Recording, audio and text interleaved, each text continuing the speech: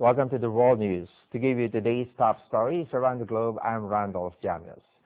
To start our news, we go to Kenya, where delegates at an international convention in Kenya are taking at how to better take advantage of an energy source deep below the surface of the earth. Geothermal power is getting more attention because it's stable and not influenced by weather. Here's more. About 600 government and private sector representatives from nations across Africa, Europe, and Asia are attending the conference in Nairobi. Kenyan officials gave details on their 3-year-old geothermal power project. The energy harvested now generates more than 10% of total electricity in the country. Kenyan Vice President Kalonzo Musyoka says geothermal power is essential in countries with few natural resources. He argues climate change is making hydropower an unstable source of energy. African representatives urged nations such as Japan to provide technology to help them tap underground energy sources.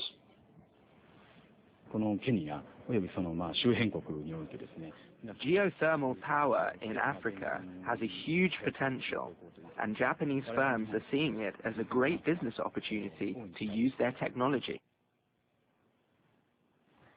Meanwhile, Chinese Premier Wen Jiabao has returned to Beijing after a short trip to Thailand as part of his regional tour.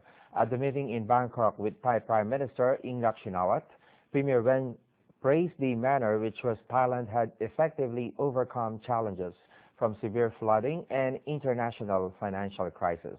Let's take a closer look. An event-packed day ahead for visiting Premier Wen Jiabao in the Thai capital of Bangkok. In a warm and solemn welcome ceremony to set the tone for his visit. At a joint press conference with Thai Prime Minister Yingluck Shinawatra, Premier Wen Jiabao spells out what China hopes to achieve from its relationship with Thailand and other ASEAN countries. Amid new and complex developments in the regional and international communities, China is willing to work with Thailand for our mutual benefit to assist, develop, and maintain communications between China and ASEAN countries in order to further strengthen peace and prosperity in this region. Premier Wen's visit began just a day after U.S. President Barack Obama finished his visit to Thailand. To the strength of our alliance. Analysts say that for the Obama administration's high-profile Asia pivot strategy to work, he must make sure that one of America's oldest allies in the region is still in its corner.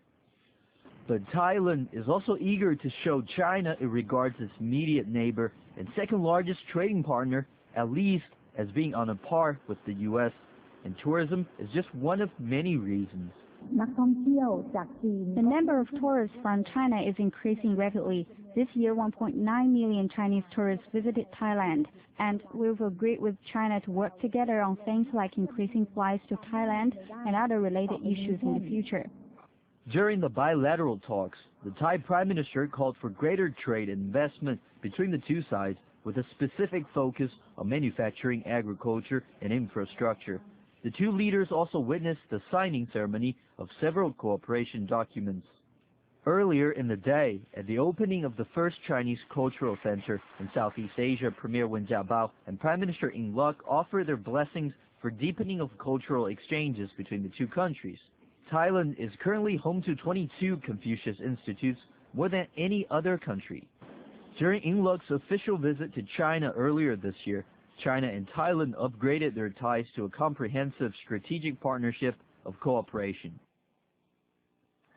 In other news, President Obama pardoned two turkeys Wednesday ahead of the annual Thanksgiving holiday, during which Americans will consume millions of their feathery compatriots. The symbolic reprieve means the lucky birds won't end up on the dinner table, but will instead live out their days in a custom-made enclosure on George Washington's estate in Mount Vernon, Virginia. Both are 19 weeks old and weigh 40 pounds. While his daughters Sasha and Malia looked on, Obama performed the pardon in an almost pontifical manner with a sign of the cross. Wednesday's pardon takes place amid criticism from animal rights group PETA, which urged Obama not to maintain the tradition.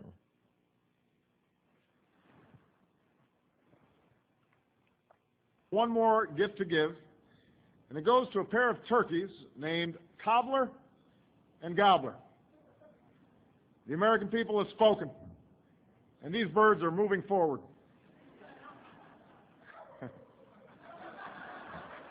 Love this bird. In another event, a group of artists are staging an exhibition of sculpture made from tons of trash collected on Mount Everest, highlighting the toll that decades of mountaineering have taken on the world's highest peak. Discarded oxygen and cooking gas cylinders, ropes, tents, glasses, beer cans, plastic, and even the remains of a helicopter make up 75 artworks commissioned for the Everest 8848 Art Project on display in Kathmandu.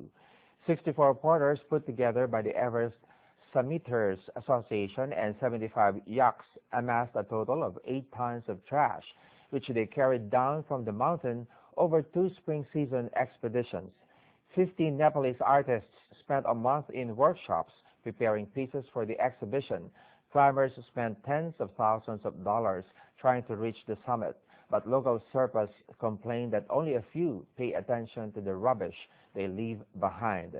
The artists hope to raise enough cash to transport the works and have them installed in the Everest region itself as a reminder of the damage littering can do to the environment. I feel very fortunate for the fact that, we got an opportunity to work with the trash from Everest. But at the same time, it saddens for me to tell you that trash from Everest, like for Nepalese, like Everest is the crown jewel. That is how we Nepalese are known in the world. Some control policy should be there to control the trash up in the Everest region. Not only that, but we all need to be environmentally aware. This is our objective.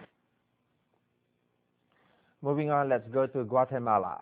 Mayan priests made offerings to a sacred fire at an archaeological site in Quirigua on Wednesday, praying the new Mayan era that begins on December the 21st will bring good fortune. They burned tree resin, wax candles, sweets, and chocolate. They asked for forgiveness from the sun god ahead of the birth of the new sun on December the 21st.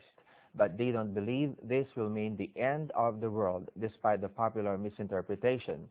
Quirigua is a Mayan site founded around 400 AD and destroyed by a flood in 810, according to archaeologists. It was discovered in the late 19th century and named a World Heritage Site by UNESCO in 1981. Now, China claims to have invented polo 2,000 years ago, but it was frowned upon during the Cultural Revolution and completely disappeared. Now the sport has returned, attracting the rich and powerful and those who aspire to be. The tournament, organized by the Tang Club in an affluent suburb of Beijing, features some of the best players in the world, with teams from Argentina, Thailand, and England. They're all here to promote polo to China's wealthy elite. The Tang Club has about 40 members, drawn in by the aura of Western chic around the sport. In less than 2 hours, 5 polo clubs have sprung up in major Chinese cities. It's a small but growing number. It's an expensive sport, but it has the air of success that so many Chinese are desperate to breathe. For our last story, let's have some comic mood. In Mexico, dozens of clowns have come together in Mexico City for a worthwhile project. They stretch their muscles at the 10th annual Pasayo Olympiada, or Clown Olympics. The aim was to raise money for charities and non-government organizations in the city.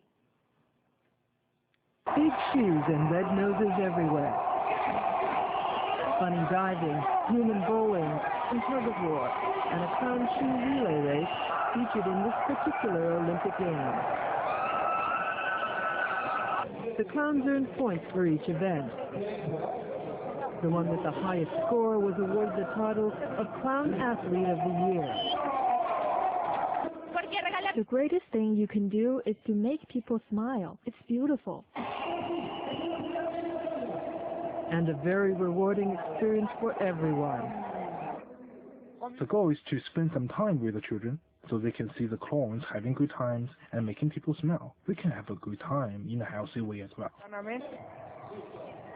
Aside from the funny events, all the proceeds go to a worthy cause.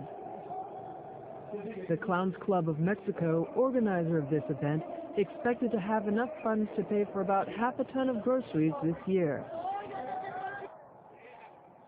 The Clown Olympics were held at the indoor Francisco Marquez Olympic Pool, the very place for some of the events of the 1968 Summer Olympics. Lori Liu, CCTV. That looks really fun. We have more news to come. Please stay with us.